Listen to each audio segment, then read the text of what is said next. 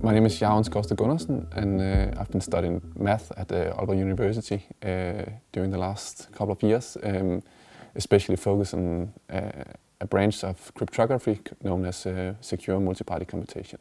So hi, I am Chongqiu Li, and I am a PhD student in Aalborg University. I'm working in secure project, and my job is actually to optimize general distributed signal processing for privacy preservation. So I would like to combine these two concepts together and try to see how their concept in security to adapt into signal processing.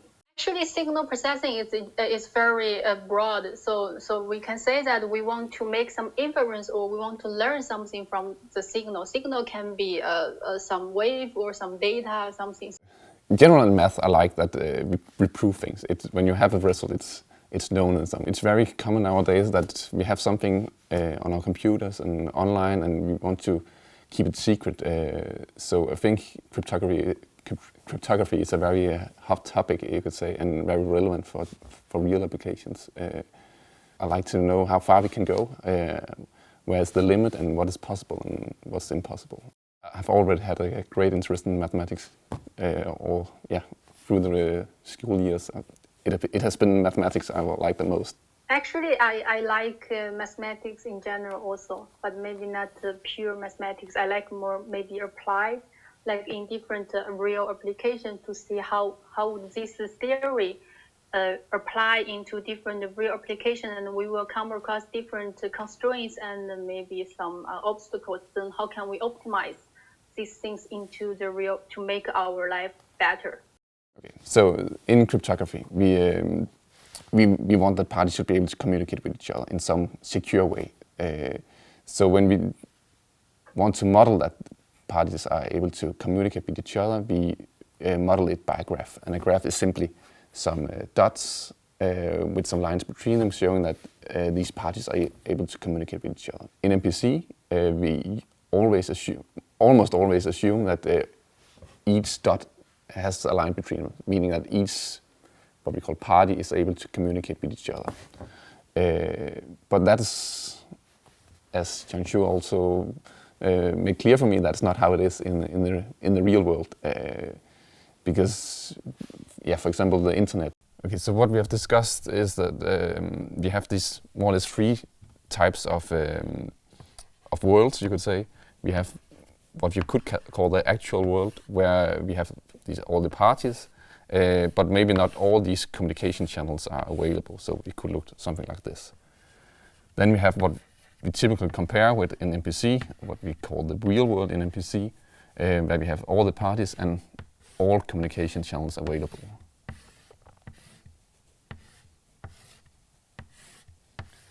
And then we have the ideal world, where we have all the parties and then some trusted third party over here. So they just sent all the inputs to him, and he sent the output back. So in each situation, we want to compute some function here.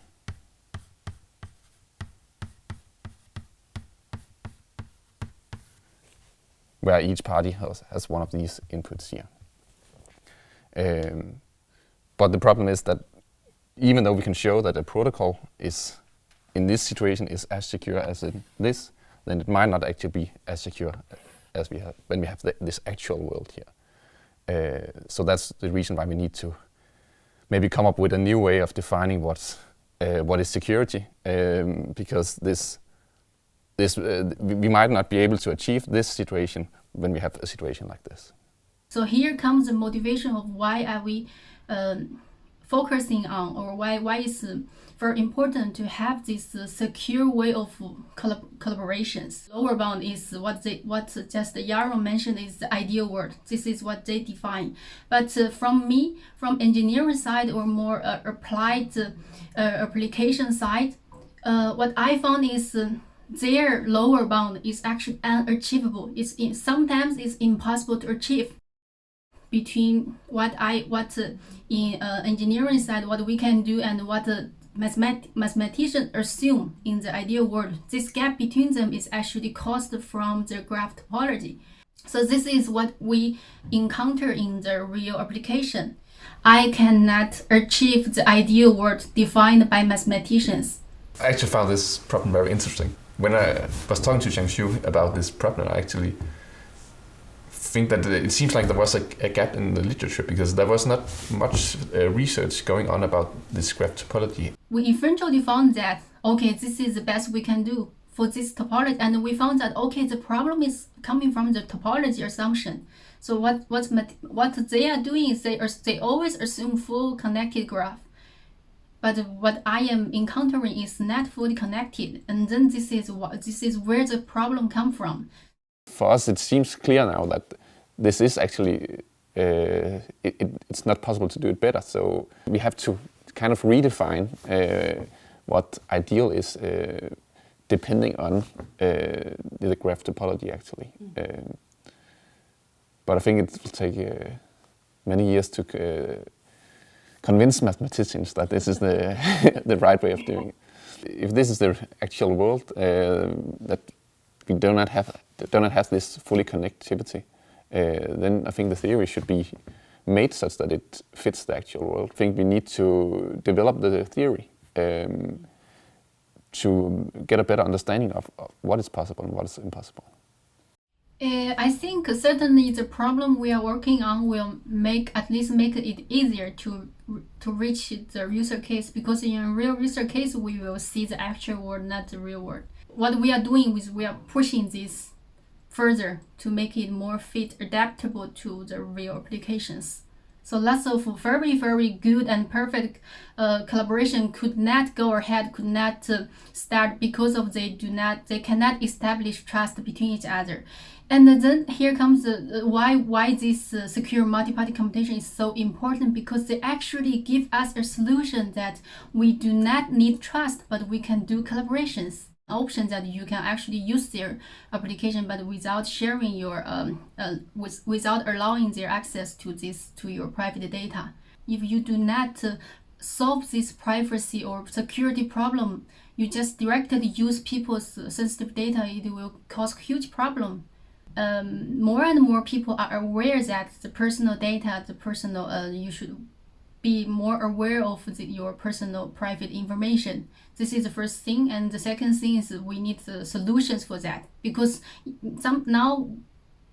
often we come across the situation that you want your privacy, you do not have the functionality. For 15 years ago, MPC wasn't useful in practice. Now it is in some use cases. So I think that there are opportunities for making it even better.